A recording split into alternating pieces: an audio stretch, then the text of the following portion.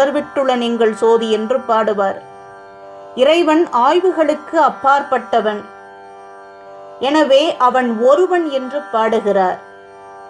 இரண்டவன் இன்னருள், அவனே சக்தியுமாகி சிவன் சக்தி என இரண்டாகவும் இருக்கிறான். நம் உடலில் வலப்பக்கம் ஆண் தன்மைக்குரியது, இடப்பக்கம் பெண் தன்மைக்குரியது. வலது நாசியிலே ஓடக்கூடிய மூச்சுக்காற்றை சித்தர்கள் பிங்களை சூரிய நாடி என்று அழைப்பார்கள். இடது நாசியில் ஓடக்கூடிய மூச்சுக்காற்றை இடகலை சந்திர நாடி என்று அழைப்பார்கள்.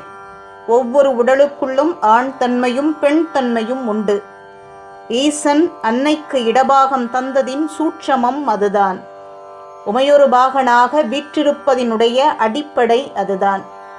எனவே ஒன்றானவன் இரண்டாகவும் இருக்கிறான், ஆணுமாய் இருக்கிறான், பெண்ணுமாயும் இருக்கிறான்.